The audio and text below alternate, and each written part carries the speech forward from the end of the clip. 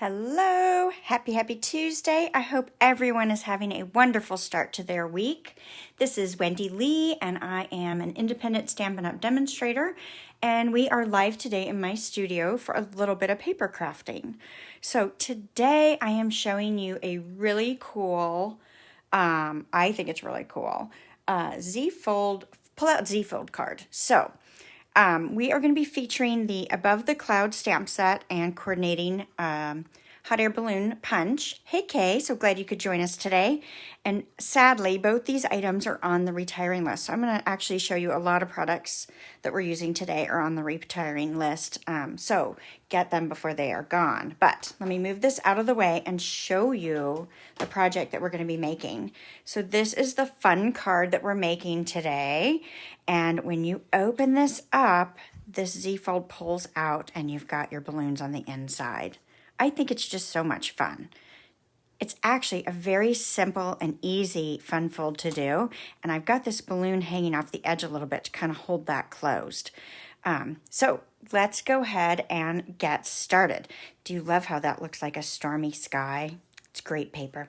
Okay, so let's start out with our card base. So I do have a sheet of measurements. I will add this into the header description of the video once I'm done. I'll put in all the supplies with the list as well.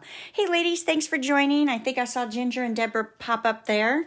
Sorry if I missed anyone, but I'm excited that you're joining me today. So we're going to start off, we've got a 5.5 by 8.5 Night of Navy cardstock. I've got a 4 by 5 1/4 piece of this is the C, a Silhouette Designer Series paper, which is fabulous. And then we're going to have a piece of Whisper White that is 8 inches by 5 1/4, and we're going to score that. I'm going to show you how to do that. And then I've got another strip of the designer paper, which is 1 15/16, so that's just a smidge smaller than 2 inches by 5 1/4. And this is from that same paper pack. I've got a piece of 3 1/4 by 3 1/4 blueberry bushel, which I've already die cut the circle out of, and we'll look at that. And then I had a 3 inch by 3 inch piece of Whisper White that I also already die cut the circle out on that one. And then I've got a strip, which I totally skipped up here, a 2 inch strip of the designer paper. And again, this is from the See a Silhouette. And then we're going to use some of the navy twine from I think it's the Clubhouse pack of twine. So we're going to use about 8 inches of that. So again, I will make sure all the measurements are posted in the video afterwards. Hey Dana. Hey Mary. Glad you guys could join today. So, all right, so let's get started. I'm going to start with my card base, and I'm going to go ahead and fold my navy cardstock in half and give that a good crease. Let me get my bone folder. Give that a nice, good crease. Then, let's see, did I grab any adhesive? Of course I didn't grab any adhesive. That would make too much sense. So let me run across the room really quickly and grab an adhesive. Hopefully one that will last more than 2 strips. All right, so I am going to take my piece of Designer Series paper and I'm going to go ahead and adhere this on this card front. Well, my snail is skipping on me a little bit there. All right, and we'll hopefully get that somewhat centered. Perfect. Okay, so I am going to move this out of the way because I am going to bring in my die cutting machine. And we are going to die cut a circle. Hopefully this is not so close that it's blinding you. So we are going to open our card and we want to cut a circle in our card base. So I am using the Layering Circles dies, and I'm using the second largest solid circle. So you can see that one's just slightly smaller than that one. And when I place this on my card, I am looking for this to be about equal distance on the 2 sides versus the top. So I'm going to just slide that a little bit until I'm happy with where I want it to be. I do have a magnetic platform on the bottom of mine. And then we will make our sandwich. And, oh, I moved it a little bit, but I'm okay with that. And then I'm just going to run this through. Oh, this silly thing here. So my daughter, for Christmas, I was always setting my dies out, and so I would bury them on my table. So this she gave me as a little magnet. It's actually, I think, intended to be used to wear around your wrist, but I can plot my dies right there as I use them. so that I don't lose them. So we've got our circle. So we are done with this machine. So I'm going to get this out of our way because we won't need it again. All right, so the circle here, I can toss that aside, use that for something else. But what I wanted was that window cut out of the front here. Perfect. All right, so our next layer, this is our Whisper White layer that was 8 inches by 5 1/4. And I need to score that at 4 inches and 6 inches. So let's see if I can bring this in. So this is my paper trimmer, and I'm gonna use the gray blade. So I've moved the dark blade way out of the way because I will accidentally cut it. So I'm gonna lay that at the 4-inch mark, and then I'm gonna slide it over to the 6-inch mark. That's one of the things I really like about this trimmer is that this ledge is perfectly at the 6 inches. So it makes it really easy to get that nice and square. Let's move that out of my way as well. Hopefully I'm in the right group. You know, I didn't even check that. Let's see. Okay, hopefully I am. Okay, so we are gonna fold this along that 4-inch score line and then again at the 6-inch score line. So I've got, that's my Z fold right there. Cool? All right, so this piece here is going to adhere right inside our card base. I'm gonna go ahead and do that. That way I have this all oriented in the right way. Perfect. All righty. Hopefully we are somewhat centered and somewhat straight, but you know how that goes. All right, so that is going to be the main base of my card. I'm gonna go ahead and put this designer paper layer right here. So that goes between those 2 score lines on the inside. And I'm using the back side of the print. And I'm gonna try to get it so that it is just inside the edge of that score line. So that's why I cut it a little bit narrower than the 2-inch mark, because I didn't want it to interfere. I didn't want it to go past this score line, and I didn't want it to keep this one from folding over nicely. So that's why I cut it at that 15/16 mark, which is silly, right? But I did it anyway. Okay, so let's create the front here. So the same die that I used to cut open this opening, I used to cut out a piece of blueberry bushel cardstock. And then I used the second, so here's my stitch shapes. I believe it was this one, the second, yes, second largest of the circles to die cut my white layer there. Okay, so I'm gonna go ahead and I'm gonna adhere this to just this side of that white cardstock. So I'm gonna pull out my liquid adhesive and just, I'm gonna hold this down in place so that this doesn't open on me, and I'm gonna put some adhesive on that layer there. And then I'm gonna lay this down right into the hole. Hold that for just a moment so that sets. And the nice thing about the liquid adhesive in this instance is that if you needed to slide it a little bit, you could. So that's in there pretty good. So while that's gonna set aside and dry, let's go ahead and stamp our piece here. So I have the Seaside Spray ink. Love this color. And I've got the clouds from the stamp set. So I'm just gonna stamp a couple of clouds there. Whoops, and be done with that for now. Set that aside. I think we've got some clouds I'm gonna stamp. You know what, maybe I should stamp the inside too. Yep, let me go ahead and stamp the inside so I can do it all at once. All right, move that out of the way. So I wanna go ahead and put some clouds inside here. I actually probably should have done this before I stamped that or put down that piece of paper. So I do have a scrap of paper, if I can grab it. Perfect. See if I can cover that edge a little bit, just so I don't get stamped clouds on my designer paper. Would have been easier if I would have done this before I put that down, but no, I forgot. It happens. Did you guys do that? Did you make that same mistake? Might have been good to do all of the stamping here. But I think it's still going to be pretty, so I'm going with it. All right, those are my clouds. I'm going to stop there. Perfect. Close that ink pad and get that out of the way so that I don't wear that ink. While I've got this open, I'm going to go ahead and add my sentiments on my layers. So here I'm pulling out the blueberry bushel how many people are sad that this is going away. I'm so sad it's on the retiring list. But it is still available when I checked this morning. So if you love this color, then go ahead and get it ordered. Don't forget to get your re-inker as well, because you will want to have that. And then, you know, get the matching cardstock. There's ribbons. There's all kinds of great things. Let's see if I can do this without doing it upside down. And then I'm going to stamp the little sentiment on this circle as well. Perfect. Done with Blueberry Bushel. If I can get it closed. All right. Great. So now we are ready to, I'm going to fold this back up, and we are going to adhere this circle right on top of that one. And I'm going to use some dimensionals on the back. Now you can use the large ones or the minis, whatever makes you happy to do this. But I'm going to go ahead and use the large ones, and then I'm just pushing down in the center to try to get that paper to lift a little so I can get that off. Sometimes my arthritis does not do well with trying to get that off there. Okay, hopefully that's somewhat straight as well. All right, great. So that's the base of our card. Now we're ready to create our balloons.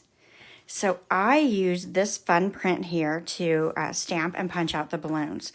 So what I'm going to show you I did is I put my stamp on my block so that I've got both the basket and the stamped image at the same time. So what I did was I took the punch and turned it upside down, slid in a piece of scrap paper, and punched that out.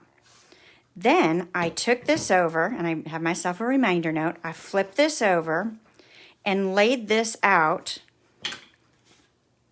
so that I could place my stamps, and then I double checked it with my template to make sure that they're in the right place. So what's going to happen here is that I can stamp and punch this, and it's all hopefully going to line up unless I messed it up. But the reason I flipped this over is because, you know, you're going to stamp it this way, and so it would be backwards if I didn't flip that over. I hope that makes some sense. Hopefully it's going to work out. We're going to use Night of Navy ink to do this. And I'm going to go down to this end here. Well, I'm going to flip that over, I think. I'm going to get some really good variation. And I think I'm going to stamp and punch as I go. So I want 3 balloons. And so look at that. Hopefully I'm in camera here.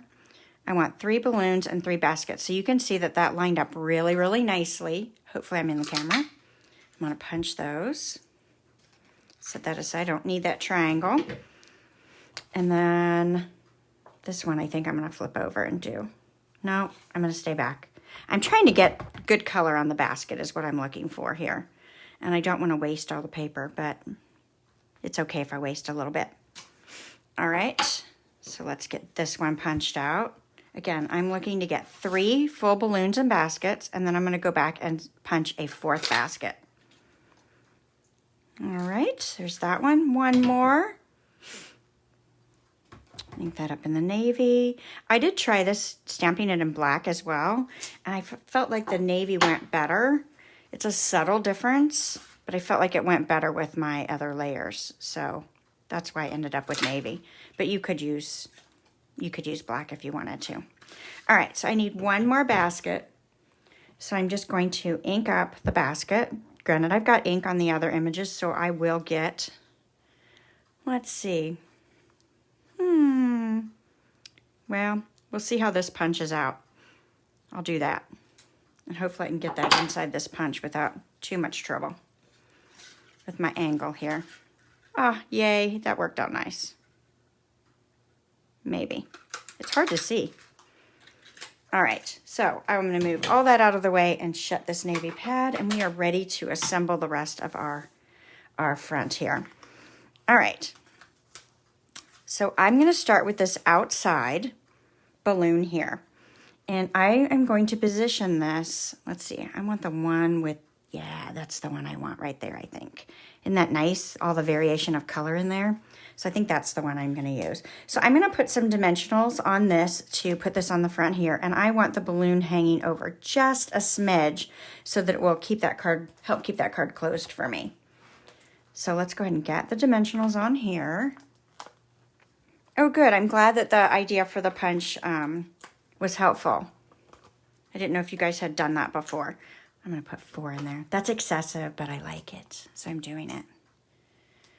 But if you're doing a whole bunch, it's a little easier, I think, to be able to get the basket and the balloon all at once. So I'm looking at my position so I can see my sentiment, and I want that to hang over just a smidge, and even a little bit down here is okay. So that's going to kind of hold that a little bit in place, but yet it's not going to interfere too much when I'm trying to open and close my card, right? Love that. All right, so let's find one of our baskets that we're happy with. And again, I'm going to use some liquid adhesive just because it's a little faster. Put a dot of adhesive on there.